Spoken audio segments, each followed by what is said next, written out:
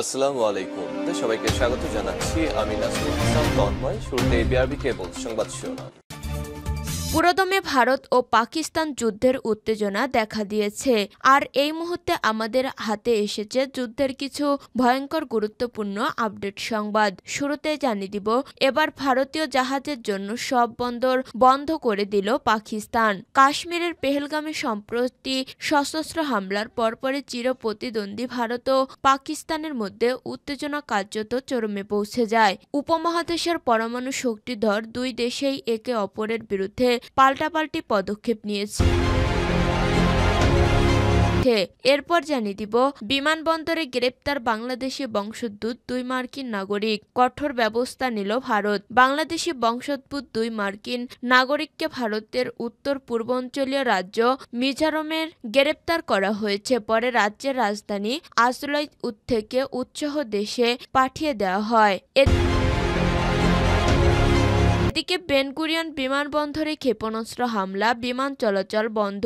তেলাবিবের দখলদার ইসরায়েলের প্রধান আন্তর্জাতিক বিমানবন্দর বেনগুরিয়ন আজ ইয়েমেনি প্রতিরোধ বাহিনীর ক্ষেপণাস্ত্র হামলার লক্ষ্যবস্তুতে পরিণত হয়েছে, যা মধ্যপ্রাচ্যের যুদ্ধ পরিস্থিতিতে এক নতুন মোড়ের ইঙ্গিত হচ্ছে।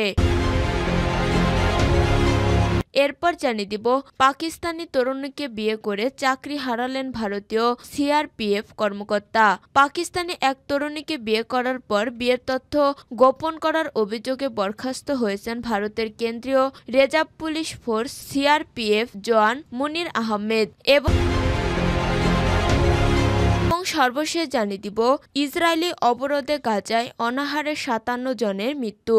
ইসরায়েলের সম্পূর্ণ অবরোধে ফিলিস্তিনের গাজা উপত্যকায় অনাহারে মৃত্যুর সংখ্যা বেড়ে দাঁড়িয়েছে ৫৭ জনে। খাদ্য, পানি ও ঔষধবাহী সহায়তায় ট্রাকগুলো সীমান্তে আটকে আছে।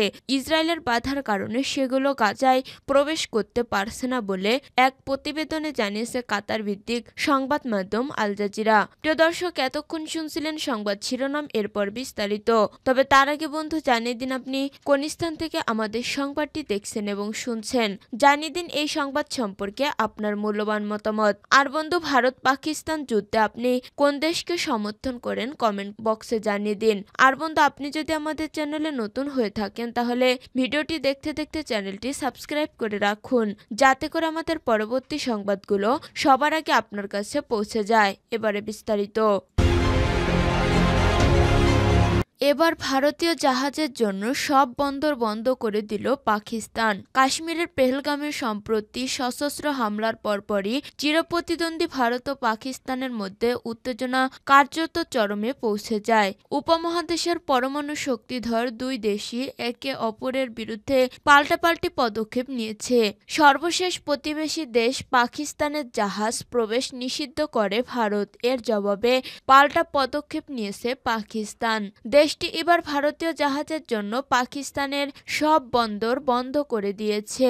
একই সঙ্গে পাকিস্তানি পতাকাবাহী জাহাজও ভারতের কোনো বন্দরে যাবে না বলেও চিহ্নিত করেছে ইসলামাবাদ। রোববার ৪ মে এই তথ্য জানিয়েছে সংবাদ মাধ্যম লাইভ মিনিট অ্যান্ড দ্য ডন। প্রতিবেদনে বলা হয়, পর্যটন স্থল পেহেলগামে প্রাণঘাতী হামলার পর ভারতের সঙ্গে সম্পর্ক আরও খারাপ হয়। ভারতের পতাকাবাহী জাহাজের জন্য নিজ দেশের বন্দর ব্যবহারে শনিবার ৩ মে নিষেধাজ্ঞা জারি করেছে পাকিস্তান।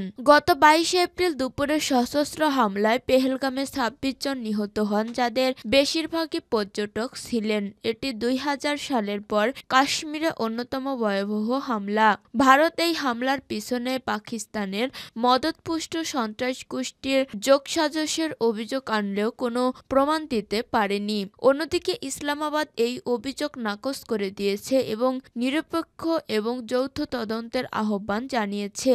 ওই হামলার পর থেকে দুই দেশের মধ্যে উত্তেজনা ক্রমেই বাড়ছে, সেই সঙ্গে চলছে পাল্টা পদক্ষেপ নেওয়া। এর আগে দুই দেশেই পরস্পরের আকাশসীমা একে অন্যের জন্য ব্যবহারের নিষেধাজ্ঞা আরোপ করে। ভারতের সঙ্গে সীমান্তে অতিরিক্ত সেনা মোতায়েন করেছে পাকিস্তান। অন্যদিকে ভারতের প্রধানমন্ত্রী নরেন্দ্র মোদী দেশটির সেনাবাহিনীকে কাশ্মীরে অপারেশনাল ফ্রিডম দিয়েছেন। করেছেন। এর আগে পাকিস্তান 30 এপ্রিল প্রথম প্রহরে জানায় 24 থেকে 36 ঘন্টার মধ্যে ভারত হামলার পরিকল্পনা করেছে। তাদের কাছে গোয়েন্দা তথ্য রয়েছে, ফলে দুই দেশের কূটনৈতিক চ্যানেলগুলো সংঘাত এড়াতে ব্যস্ত হয়ে ওঠে। ভারতের মিজোরাম বিমানবন্দরে গ্রেপ্তার বাংলাদেশি বংশোদ্ভূত 2 মার্কিন নাগরিক, কঠোর ব্যবস্থা নিল ভারত। বাংলাদেশি বংশোদ্ভূত মার্কিন নাগরিককে ভারতের উত্তর পূর্বাঞ্চলীয় রাজ্য মিজোরামে গ্রেপ্তার করা হয়েছে। পরে রাজ্যের রাজধানী আইজল থেকে উৎসাহ দেশে পাঠিয়ে দেওয়া হয়। তাদের বিরুদ্ধে বাংলাদেশের চট্টগ্রামের পাহাড়ি অঞ্চলে সক্রিয় সশস্ত্র গোষ্ঠীর সঙ্গে যোগাযোগের অভিযোগ রয়েছে।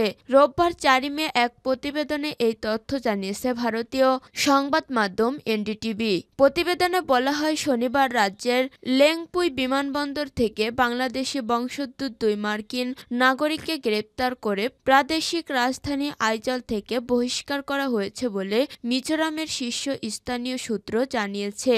তাদের বিরুদ্ধে চিটাগং হিল ট্রাক্সের সিএইচটি কুকিচিং ন্যাশনাল ফ্রন্ট এর অস্ত্রধারীদের সঙ্গে সাক্ষাৎ করার পরিকল্পনার অভিযোগ রয়েছে।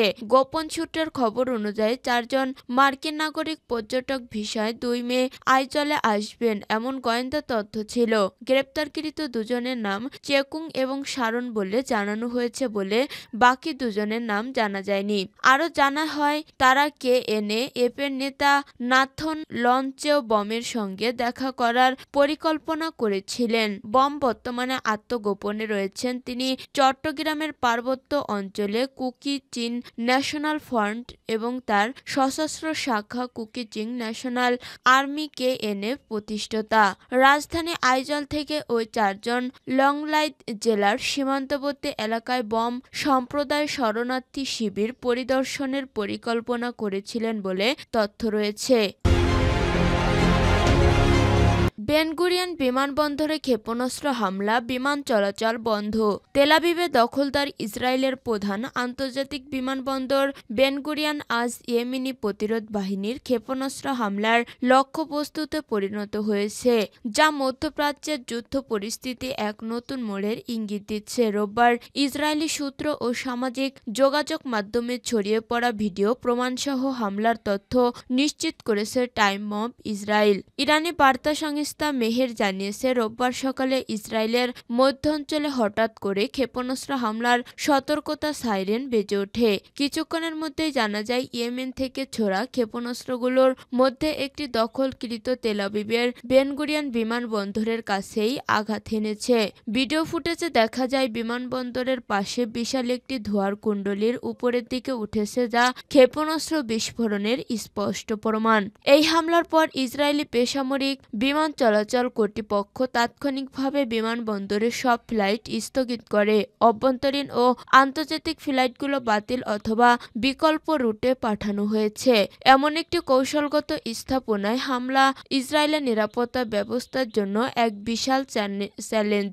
এদিকে ইসরায়েলি প্রতিরক্ষা বাহিনী নিশ্চিত করেছে যে তারা বেনগুরিয়ন বিমানবন্দর এলাকায় আঘাত হানা ইয়েমেনি ব্যালিস্টিক ক্ষেপণাস্ত্রটি প্রতিহত করতে ব্যর্থ হয়েছে। টাইম অব ইসরায়েলের খবর অনুযায়ী সামরিক বাহিনী জানিয়েছে, তারা ইয়েমেন থেকে ছোড়া ক্ষেপণাস্ত্রটি প্রতিহত করার জন্য বেশ কয়েকটি প্রচেষ্টা চালিয়েছে, তবে সেটি প্রতিহত করতে ব্যর্থ হয়েছে। এর জেরে তারা বিমান বাহিনীর আকাশ প্রতিরক্ষা ব্যবস্থা ব্যর্থতার তদন্ত করেছে। আইডিএফ মুখপাত্র এক বিবৃতিতে জানিয়েছে, বিস্ফোরণের প্রভাবের বিষয়ে রিপোর্ট পাওয়া গেছে, তদন্ত চলছে। বর্তমানে নিরাপত্তা বাহিনী ও অনুসন্ধান দল ঘটনাস্থলে অভিযান পরিচালনা করেছে। পাকিস্তানি তরুণীকে বিয়ে করে চাকরি হারালেন ভারতীয় সিআরপিএফ কর্মকর্তা। পাকিস্তানে এক তরুণীকে বিয়ে করার পর বিয়ের তথ্য গোপন করার অভিযোগে বরখাস্ত হয়েছে ভারতের কেন্দ্রীয় রিজার্ভ পুলিশ ফোর্স সিআরপিএফ জওয়ান মুনির আহমেদ। শনিবার তিনি বরখাস্ত হন। বরখাস্ত হওয়ার কয়েক ঘন্টা পর মুনির আহমেদ জানান, তিনি সদর দপ্তরের অনুমতি পাওয়ার পর 1 মাস পর তিনি বিয়ে করেছিলেন। বিষয়টি নিয়ে তিনি আদালতে যাবেন বলে জানিয়েছে খবর এনডিটিভির। প্রতিবেদনে বলা হয়েছে জম্মুর ঘারোয়াটা এলাকায় বাসিন্দা আহমেদ 2017 সালের এপ্রিল মাসে সিআরপিএফে যোগ দেন। বরখাস্ত হওয়ার ঘটনায় আইনি লড়াই যাবেন বলে জানিয়েছে তিনি। মুনিরের বক্তব্য, আমি আদালতে যাব এবং ন্যায় বিচার পাবো বলে আশাবাদী।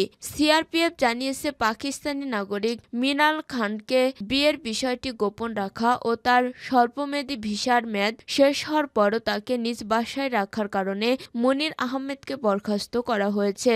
সংস্থাটির দাবি, এ